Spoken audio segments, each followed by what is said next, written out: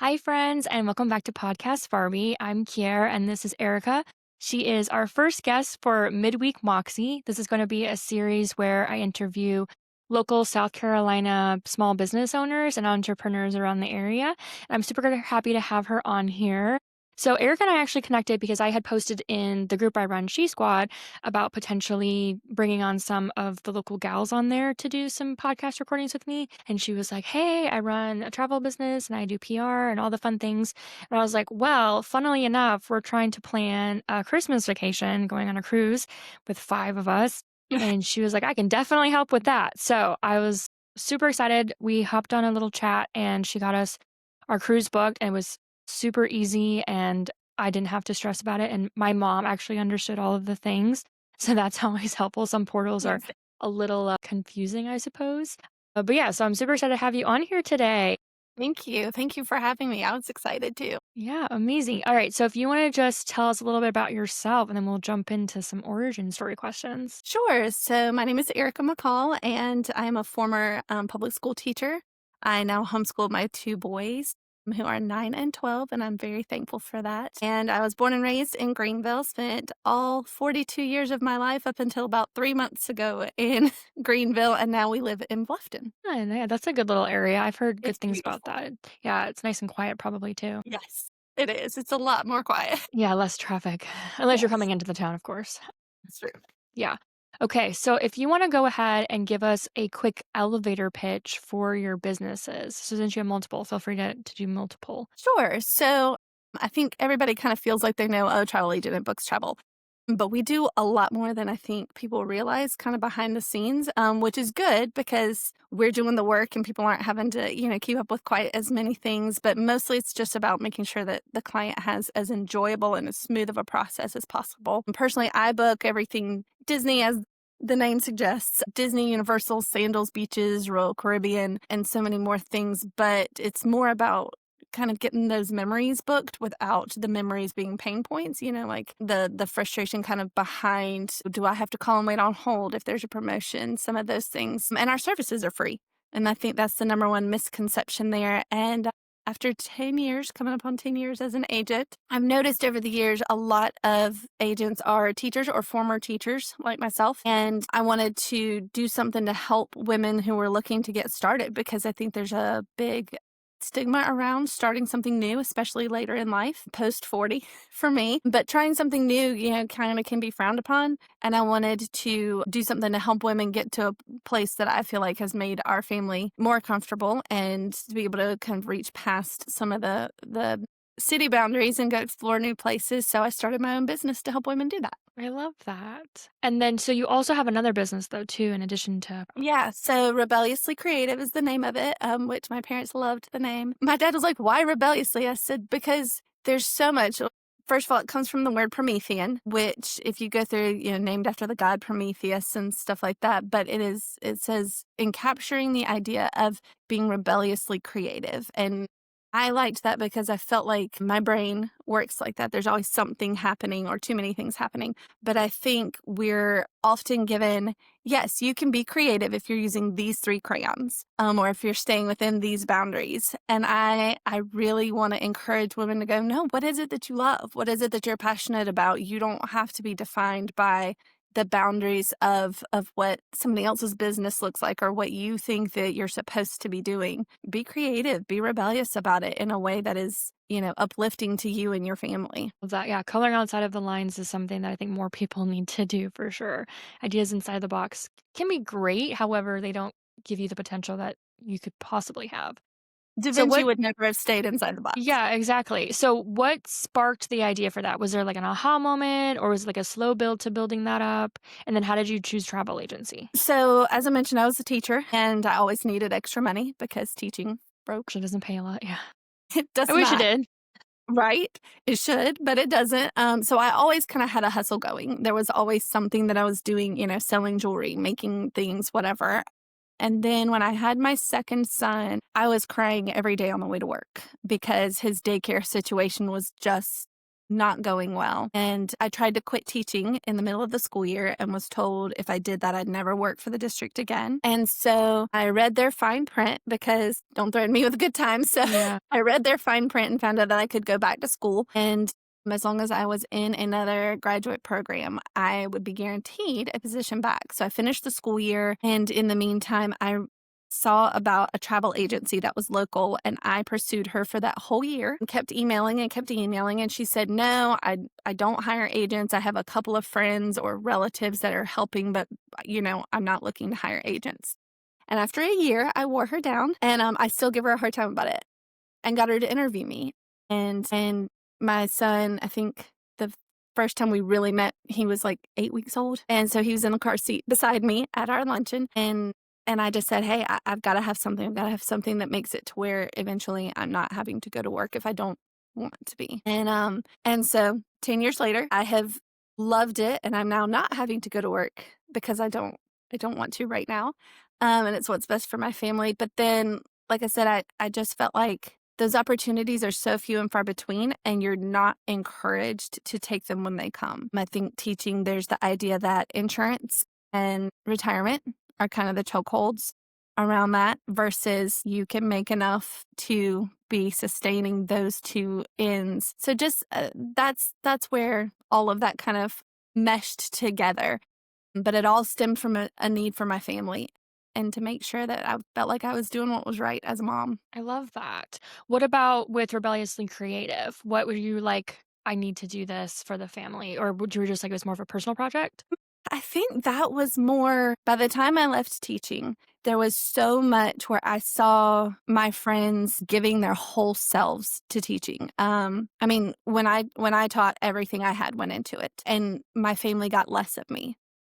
My family got less of my time, my energy, everything, because I was pouring so much of it in. Because you want a cute classroom, you get this much, and everything else comes out of your pocket. And you want to get your grades put in, well, that's got to come out of your time. So there was more being asked and with less being provided. And then I learned that everything I had created, if I used it on my work computer or work drive, it was technically the property of the district. And so all of those things that I was just like, that's so much of my life. That's so much time that I've put into making things better than average. And technically, I don't even have ownership over it. And so the more that I spoke at conferences for free, and I spoke at the local, state, and international level for conferences for teaching or librarianship, and it was always for free, and I paid to go to them, and those kinds of things. So thinking all of those things, I was like, wait, why am I doing all of this for free? My knowledge is valuable. Like they pay other people to come in and teach us. Why are we all teaching each other for free? That teacher, she just gave me a 3-hour lecture on something that was incredible, but she did it for free and is still having to pay for her lunch. So a lot of it just stemmed out of seeing the women around me and seeing myself give so much for less. Kind of went into where it was like, no, women deserve to feel like their voices are valuable, and to feel like that even if it's just teaching, your time matters. Your efforts that went into what you made matters. And so using Rebelliously Creative as a place for whether it's a side hustle that a woman is looking to, or a whole business that she's looking to grow, I'm there to help her kind of think through things and to remember her value. I actually have right here, I have a crown on my shelf, because one of the things I tell people, when your chin dips, your crown slips. Like, keep it up, keep it high, because your value is high. And just because some people don't see it doesn't mean it's not there.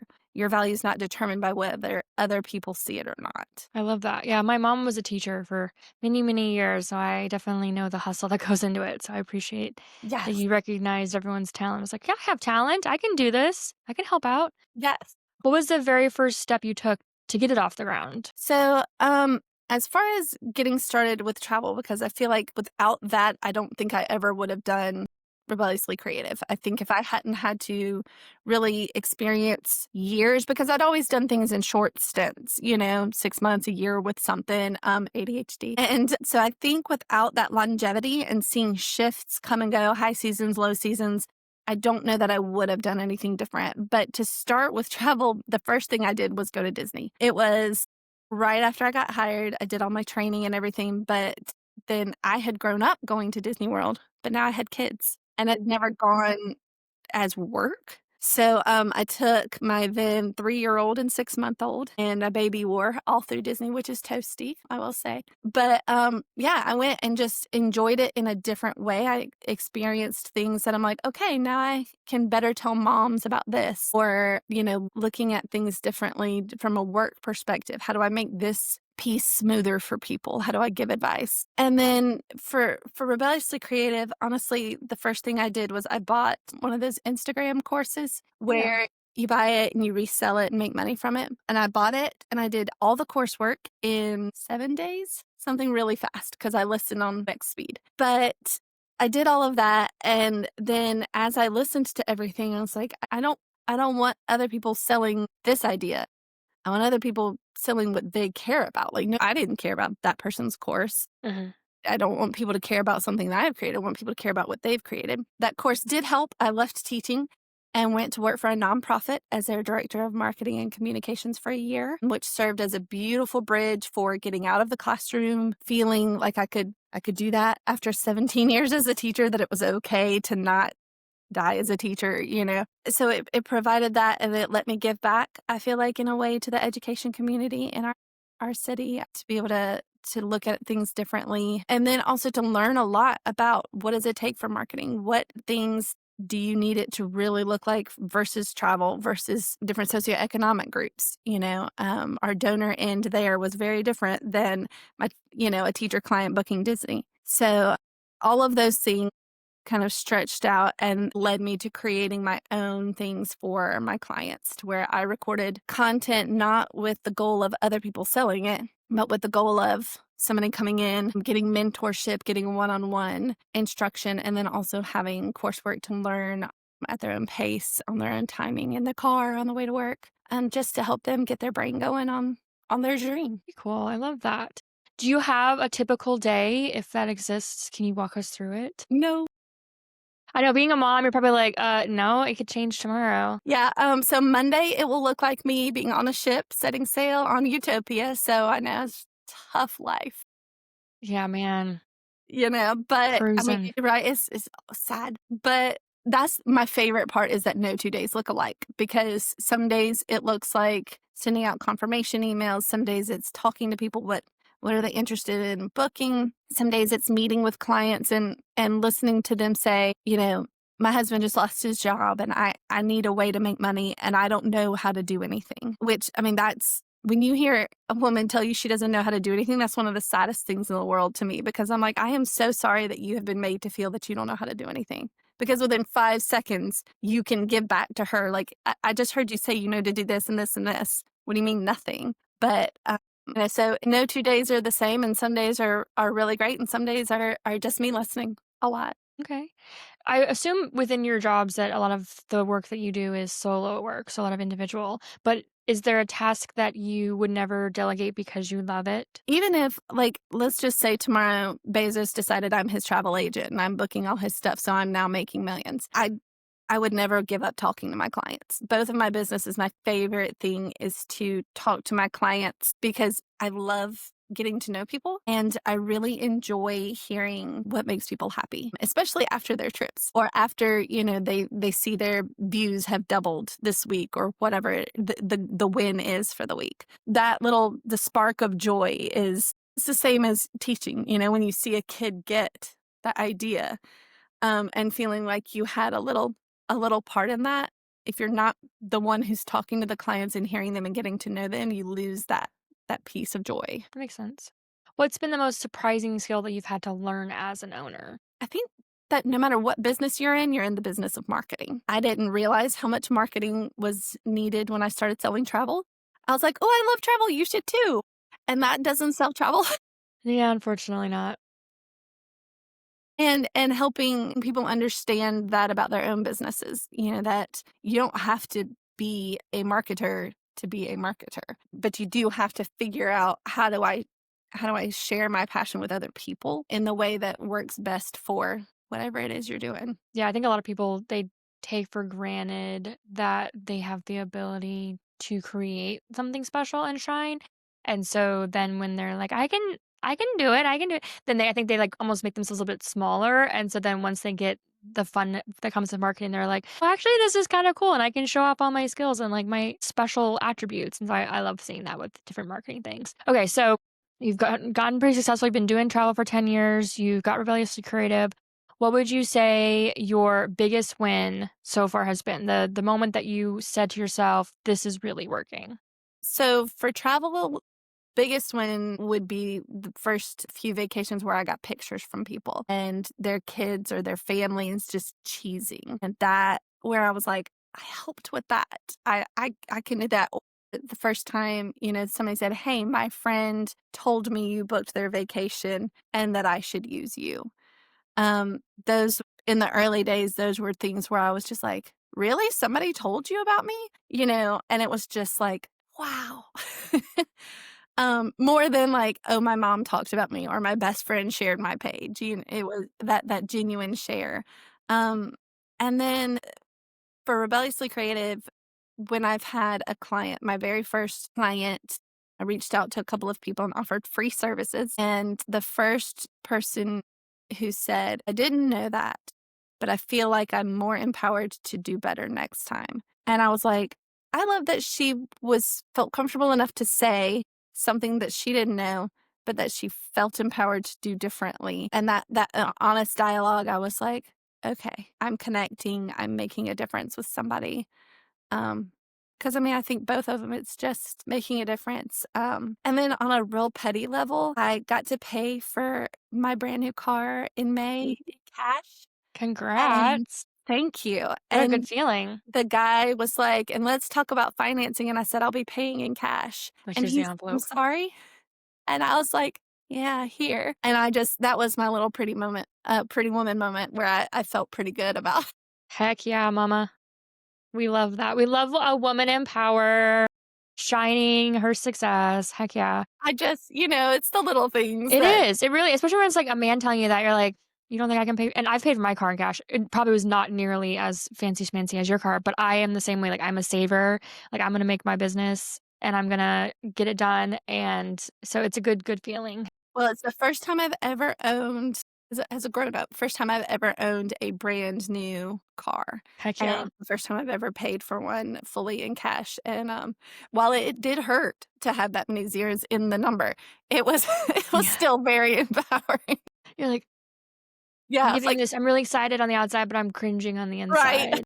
Yeah. Exactly, exactly. But it's one of those things every day.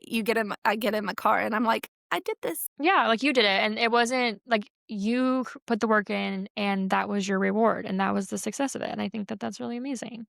So, with on the opposite side of that, what was a challenge or a failure that's taught you something crucial? So, something that would be like, that just really made me think. So I am still learning that I cannot please everyone. I am a chronic people pleaser, despite how I try to portray, like, that's fine if you don't like me. Deep inside, I'm like, but I need you to like me. I Yeah. try really hard to be like that. But there was one client that I had that it didn't matter. I wasn't going to win. She wasn't going to like me or the situation or things, and I'm still very close to her whole rest of her family, so, and thankfully there's the moments of there's nothing you can do, but you have to be told that by, like, I had to be told that by my agency owner. I had to be told that by the family. I had to, like, hey, this wasn't you. But it's still really hard because because my motivation is that joy when you can't force that, Right. it's hard to say, "This wasn't me. This was out of my control. There wasn't something I could have done better to grow, not something I could apologize for, didn't do anything wrong." But I do think that it's really important to know that as a business owner, it's not bad to say, "I'm sorry." It's not bad to say, "Oh my gosh, I totally missed that," or to, have to admit those kinds of things, but to know that sometimes when you and that's okay too, and that you're going to have people that you're not going to win. But and people always say, especially in teaching, I don't know how many thousands of times who said, well, you got to stop taking it so personally. I can't help it. I take everything personally because I care. Like it is personal. It is I just shared yesterday one of my clients' pictures from her daughter's first trip to this past trip, and I've booked all their trips in between. And I was just, it's not my kid, but I was so happy for them and looking back Yeah. at the pictures because it is a personal thing when you get involved with people, whether it's their family travel or their business that they're starting, it's personal. It is. Yeah, I think a lot of people lack that sense of kindness and genuineness. Like, I think a lot of people think, okay, I can like people and I can want to be around people, but they don't really care about their opinion or how their personality or their, I guess, interactions with people actually have an effect on them. And I've really had to learn that in the South. It's a little different. There's a lot of sugarcoating. I've had to learn how to sugarcoat a lot of things Yes, because not everyone is how they appear. that is So true. That I is definitely very can true. understand that. So knowing that about yourself, what would be a piece of advice you would give yourself from day 1 of getting into all this? I think day one is you don't have to do what's expected of you. Whether it's you don't have to stay in teaching just because you went to school for that. You don't have to stay in business just because you went to school for that. You're never too old to try something new. And no matter what is being said around you or about you, you are worth more than you think. And I think if I had really believed that for myself or for others around me, I think it really would have changed how long I stayed in teaching, but B, how I encouraged people around me in their work. I think it just would have changed some of those conversations in my earlier years. And then I would have taken my vacation days. I wouldn't have saved any. I would have just used them all. And I have heard that more often than not from people when they get later on in their careers. You never hear anybody who's like, I am glad I missed all 14 of my child's recitals. Nobody Really says, glad I worked that day. Yeah. it's you look back and you realize and you think, I wish I had taken my vacation days. I wish I had taken a breath. I wish I had used my mental health days and prioritized those things. So I'm glad that at 40 something that I was able that my husband was encouraging and supportive and was just like, you do you, boo, and was never sitting there like, but this or anything. He's just like, hey, I'm behind you 100%. I realize that I'm very fortunate in that because not everybody has that. Yeah, that is a really big factor in a lot of people's businesses is if they don't have support from family and partners, then it can end up taking a real hard toll on them Absolutely. emotionally and physically. So, would you say that within having like a partner behind you, that he is someone that you kind of just share your successes with, or does he like kind of help you out in any way? Oh, no, I just share it. He's like, He "That's all you." we laughed because I received a free cruise one time, a Disney cruise one time for my sales, and, I was like, "Do you wanna go with me and the boys?" And he was like, "If you would please take a friend instead of me having to go." I was like, "Great." He's like, "I need some me time." So he is an introvert. He is a homebody, and so he puts up with the travel when we travel as a family. But most of the time, he's like, "If you will just spend what you want, and I don't have to go, this can be great." And I'm like, "Great, see you later." That's funny. Yeah. So Has it works out. Yeah, that I find that that can be pretty common actually, like, my mom and her husband, like, they're on a cruise right now actually, Yes, and, he's more on for the ride, but he I think they're both finding their own little worlds, which is funny. Did you guys meet in South Carolina? we did. We met in 7th grade. Oh, that's cute. Yeah, it wasn't. He sat behind me and picked on me. Yeah, the whole saying about boys that are mean, It they was like the girl. That's 100% such a true. silly thing. I really hate that, but it is true. It is, but it was true at the time, and I've tried to teach my boys, when you like a girl, you don't pick on her, that is not it. Yeah. We're try to not repeat it, but Gosh. no, we dated in high school a little bit, and then funnily enough, we both married other people and ended up divorced and circled back, and Yeah. so I'm very thankful God kinda had a plan for that redemption story, and then we have 2 beautiful boys together now, and while I wish, things in my 20s had been a little bit more stable, at the same time, I'm like, I can see where there's beauty written through all of that story and how we appreciate each other and respect each other so much more because we've seen other things, and so the things that might, early on you might let get to you too much. Now it's like, okay, but we know we're long haul. And, like I said, having somebody who as long as there's still checks to balance whatever I've come up with, he's always just like, "Great. What do you need from me?" and sometimes that's just listening and going, "She did not," you know? It's important having a supportive partner, someone that can just listen. Yes. I think that's really important. So how has being based in South Carolina shaped your business, if at all? I think it goes back to the teaching thing because it is really hard to be a teacher in South Carolina.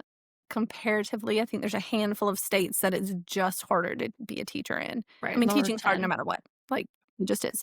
But South Carolina's system is set up to profit off of your unpaid work. So that idea, again, of being expected to do more with less, that really changed my perspective and being valued at my agency, my owner, I wouldn't be a travel agent if I wasn't part of Polka Dots and Wishes Travel because having somebody value you and encourage you and really just pour into you like that. I mean, you can have good principals and good staff members around you, but that idea of value being instilled in you a little bit deeper, I think that really made it to where there was room for what I wanted to do for women, unfortunately. But having that be where there's room for me to be able to encourage women and say, your voice matters, your work matters, your time matters. And to be able to walk people through that the carrot at the end of the stick, the insurance, the retirement, that those things aren't end all be all, that there are options like charter schools if you are planning to stay teaching and things like that. So I think South Carolina is created has created a lot of the problem that starting your own business can help fix if that's what somebody wants to do. Yeah, absolutely. So outside of the owner of Polka Dots and Wishes, have there been any partnerships or collaborations that made a big difference in your business and for you? Particularly, I mean, I think you learn from every connection you make, anybody that you connect with. But some of the business owners that have really made a big difference for me, there's Little Me Academy in Greer. Mandy is the owner there, and she is just like one of the most positive Patties that you've ever met. She is just like, yes, girl, what do you need? She's behind you 100%. And then also equally honest with you, like, no, don't do that. That's silly. Let's see. The girl who used to do my lashes in Greenville, Ethne at PT's Boutique, she'd be working on my lashes and we would just be bouncing off one another with ideas like, oh, you should totally do an ebook about this, or you should write on that. That was one of those moments where it was just like, this is what it should be. There should just always be this spirit of yes, you should, and how do you accomplish this? I support you. Lynn at Petals Tea Shop is another one. She's pretty I active in her love her. Yeah, she's great. right. She's Yeah, amazing. She would be great on here. She is. She told me that I can be her chief happiness officer. cute.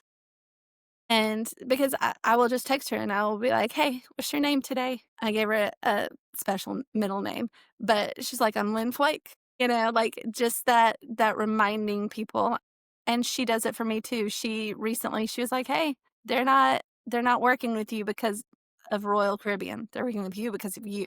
Mhm. And so it's that give and take. And then I have a friend out in Texas, Jess, who owns From Scratch Foods. Her work is delicious, but just that constant interaction and, hit like, and she's afraid of flying, so she's not going anywhere. But she's still hitting like, she's still hitting share. She's still sending the encouragement, commenting on things, those little things where it's like, they don't have to do that. That's not their vibe. Or messaging and saying, "Hey, did you reach your goal this week?" Those kind of things that all of those partnerships just make it to where you're like, my work's valuable. I'm seen right now. Even if I'm having a tired day, that there's people behind you in those moments. Yeah, absolutely. Okay, so segueing into some more fun conversations, what's your go-to coffee or tea order for a busy workday? So I don't like anything coffee flavored whatsoever. Everybody thinks I'm Same, weird. Good. Thank same. you. And I manage a coffee shop, so yeah, it's okay. It tastes like dirt. It It's smells really great. gross. I'm like, and the caffeine just makes me tired, and I'm like, okay, what is the point of this? Because See, everyone else I does don't it. I love some caffeine, but it needs to have bubbles.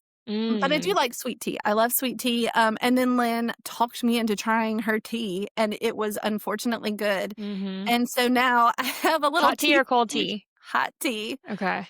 and I have a tea stash, and I have 2 tea kettles, and I'm like, "What have you Yes. turned me into?" But in particular, her bedtime stories and pink teas. Okay. pink matches your vibe. It does. Yeah, I'll have to try this out. I'm a beverage babe, so, I have my Yes. multiple drinks around. Well, I got Alani right here, Yes. but I need the bubbles. But the tea, don't be afraid to put sugar in it, like, even if Okay. it's hot, because everyone's I like, like "Oh, agave in mine. I usually, add a little bit of agave. ooh, agave is good," and Yeah. monk fruit Oh, is monk really fruit's a yummy one too. Yeah, I like that one a yeah. lot. But, yeah, that's what I have been converted. Okay. Yeah. You're definitely not a weirdo for not liking coffee. I will say that, yeah, I'd say like 90% of the people I know, they're like, I drink coffee and I'm getting a vanilla latte. And I'm like, that sounds disgusting. My mom growing up, she would drink coffee for the creamer. So she's like, I'm having coffee with my creamer. And that was like her favorite thing. So Yeah. I guess I didn't grow up around it. So I don't, which is funny because then I moved to France and we drink espresso after dinner. And I'm like, I'm not drinking espresso. I'll have some chocolate after dinner. Like, just the chocolate, please, thank Yeah, you. just chocolate. No, the aperitif is good, thank you. So outside of okay, so you like your downtime. What's your Yeah. favorite way to recharge when you're off the clock? Even though I know our kind of jobs don't really go off the clock, Right. what would you say is like, "Oh, I like to do this to unwind." I am true to my nerd roots. I am a reader. I don't get to read as much anymore because of kids and all the things, so I audiobook, Fun, which yeah. What are I you currently enjoy listening to? reading. But and when I was a librarian, I always told the kids, I'm like, audiobooks are still reading. You're still getting the story. Yeah, Especially because some people like that's harder, to sit and read, like especially if you've got a more disability focus. or things like that. But I burned through some audiobooks. And then we are bird nerds as well. Fun, like So bird old. watching? So we like to watch birds, and my boys do too, thankfully. They're old spirits like me. And then I love a good TV show. Like I have a dual monitor thing happening, so when I work, my brain focuses better if I have a show going while I'm That makes typing. sense. Yeah, the background. That's an ADHD thing. I had the same Yes. I thing. didn't know that was a coping mechanism Yeah. like 3 years ago, and I was like, "Oh, that makes sense." Yeah, it's like the opposite of distraction. Yes, It's and weird. so, thankfully, at the nonprofit I worked at, I was like, "Hey, so when you come in and it looks like I have TV on, it's actually because 'cause I'm really tuned in," and so she came in one day and she was like, "You're actually really working a lot," and I was like, "I know." She's like, This is "Great." background noise. Yeah, I mean, she was totally good with it, but yeah, having a good TV show, like, right now, I'm obsessed with Terminal List, Dark Wolf. Okay, That's our current watch. very Yeah. cool. What's your current book that you're listening to? I just finished the book club for Troublesome Women, which highly recommend because it totally supported all of the things that I kinda have shared that I believe in for Rebelliously Creative of, like, use that voice, girl, like, have some women around you to encourage you or to say, "Hey, that's BS," like, having that tribe, and it was for book club, but I had to turn it off one night because it was like, "It is 1 AM, you have to go to bed." You're Like, so turn your involved. I've heard really good things about that book. I have yet to read it. Sometimes you go very good. down the rabbit hole and you're listening and you're like, "Man, I gotta know what's next, the next chapter." Or like, "Who did he talk to? What did she do?" Yes. Yeah, Yes, I'm the very same much. way. I did that with the latest Fourth Wing, Onyx Storm. I haven't gotten in that series yet. I know everyone's, like, obsessed with it. I'm not a fantasy reader typically. I read ACOTAR and I was like, "Okay, I read that." And Throne of Glass, fine. But for some reason, Fourth Wing, I really enjoyed, and I think it's 'cause I read so much as a librarian where magic and creatures and things like that were more I associate that with younger books. Mhm. And so having Bat Boys and Creatures and Fae, like, that doesn't compute as grown-up books for me somehow. I don't know, dragons apparently are fine. I don't know what's wrong with my brain. But I was listening to that, and I was listening on speed 2.7 at that point because it was Wow. so late, I read it all in one day because I was trying to get through it because I could not stop, and I was chatting with a girl who's actually on Rebecca Yaros's team, and I was like, "I need you to stay awake with me till I finish because I think I'm about to be wrecked," and she was like, "You are. I'm here for you." No. Yeah. That's funny. Yeah. There are a lot of books that are like that. Okay, so another interesting question. Do you have a hidden talent or a hobby that people might not expect? Nothing that's not weird. Like, I can open doors with my toes, or, I have been a water skier since I was 2. Oh, that's fun. I learned in a swimming pool, and then they pulled me real fast, so once I got my balance, they put me in the lake, and I learned that way, so weird stuff. It's good to have good balance, though. That's an important skill. Not everyone has that. Not standing. I'll definitely fall over if I'm Oh, just okay. walking, Okay. So but you gotta in the be water, in the apparently, I'm water. fine. That's funny. Okay. Right, Well, see? Nothing that's not weird. yeah, I mean, I'm here for it though. I don't think that it'd be kinda boring if it was, like, "Well, Right? I can juggle 6 hula Right? Like, hoops," or something. I don't know what it would be. everybody can do that. No, no, Yeah. but you know what? It comes in handy when you're carrying 2 plates for kids and you gotta open the door That's if you can. true. It's a mom skill. Yeah, I My love mom that. is always like, "Oh my god, did you please stop putting your foot on my door?" I'm like, "It needed to get opened." That's funny. Okay, so if you could have dinner with any entrepreneur, living or not, who would it be and why? Okay, are you familiar with Rachel Rogers? Yeah. Okay, so either Rachel Rogers or Alex Hormozy. Okay. And why? He Are you familiar with Alex? Not as much. I've heard of him, not as much.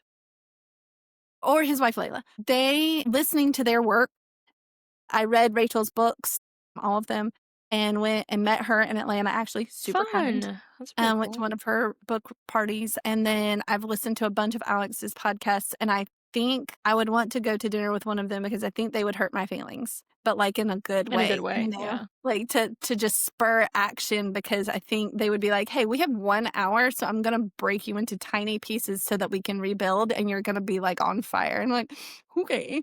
You know, I feel like that's kinda where I would be by the end of it, but Yeah. they just I'm always inspired listening to them, even though, yeah, I think we're in a very interesting place in America where if I don't agree with you on everything, then your words have no value. Instead Right. of, I don't have to agree with everything that you think or say to still give weight and value to your words. So I think both of those people, if you agree with everything that I say and everything I stand for, well, then you're just me with my opinion coming out of your mouth, Mhm.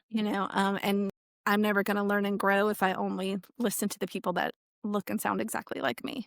For sure. And I think both of their backgrounds and experiences are different. And, Alex talks a lot about his experience going broke and coming back. And Rachel talks a lot about her discrimination as a Black woman in America and being able to hear her story and how she empowers women around her. Yeah, both of them, they're really powerful speakers. And I think they'd probably both be pretty funny, you know. I can see that. Sit and chat with. All right, so wrapping up towards the end, what is next for you? Are there any like new certifications? Are you expanding? Dream goal on the horizon? What's happening over in Erica's world? I mean, setting sail Monday, that's next Yeah, when dream. you just got back from a trip too. When I was talking to you last week. Mhm. No, see, I think the next big thing for my sales is to beat my previous sales records. I'm a sucker for a trophy or 2 Yeah. to get to put on my shelf, and I enjoy beating myself. Like, I enjoy kind of topping what I've done with the move and everything this year. This year was hard for I transitioned out of teaching last year, thought that I was gonna be staying at that nonprofit, and then my husband's job got us relocated, and there's a lot happening in that Mhm. little year and a half time. So now I'm kind of feeling like, okay, now I got to get back where I was and circle back for what I know I can do and what I have done. So being able to just dedicate time to myself in that to top myself. And then meeting with the clients that are around me now. When I was in Greenville, I would meet face to face with some people, and establishing new connections here is my next big goal, to have that tribe of people where when I say, I really need to go get a donut, somebody want to go do that and listen to what's going on, that I've got that down here. And I'd love to have my January booked out before Halloween. That's a good goal. I like that. So, how can listeners support you right now? I know you have your social media, which I will definitely link when we release the episode, but are there any other ways that they can support you? I mean, I think whether it's me or any entrepreneur, just like, comment, and share. It sounds so stupid. And you read it so many times, like, comment, share, but it's free. It Yeah. is literally the least you can do to support your entrepreneurial friends. And like I said, my friend in Texas does not fly and she's still hitting share on my stuff, She's so it doing the good doesn't. Lord's work. Right. So, I mean, whether, and I look back on some of my interactions with other entrepreneurs and I'm like, I bought your leggings, I bought your drinks, I bought your whatevers, but interestingly, just because you helped somebody in their small business doesn't mean they're going to be who helps you in yours. So I would just say for anybody listening to just remember, if this was you, what would you want somebody to do to support you? Would you want somebody sharing your podcast button? Would you want somebody hitting share on the new devotional somebody just posted? Name drop that small business. It doesn't mean that you're spending any money, but it means that you're supporting a mom putting soccer, as a priority for her kids. You're supporting a dad who's just started building stuff so he can stay home and have more time with his kids. Or, a grandma who's like, hey, I spent the first 30 years teaching and now I want to travel the world. So I'm selling these crocheted blankets. You're supporting those individual humans just by free things like comment and share versus we're all supporting Amazon, pretty Yeah, we're ready to click that button, same day shipping. exactly, and I love me some same day shipping too, so I'm not knocking that. I'm an Yeah. my husband's excited when we don't have Amazon come. So, it's just doing the things that are the little things that take 3 seconds, 5 seconds, to support somebody. Absolutely. Well, thank you, Erica. And on that note, be sure to like, subscribe, and share Podcast Barbie. I am so excited to release this episode to the public. And I really appreciate your time and all you've been doing for all the local entrepreneurs and babes of the community and beyond. And I'm excited for my cruise. I'll have to update everybody about how that goes, although I'm super pumped and I'm sure it'll go great. And yeah, all the good things. Thank you so Awesome. much for having me. It was lovely to get to Yeah, chat with you. absolutely. Well, happy midweek Moxie, everyone, and I hope you have a safe day.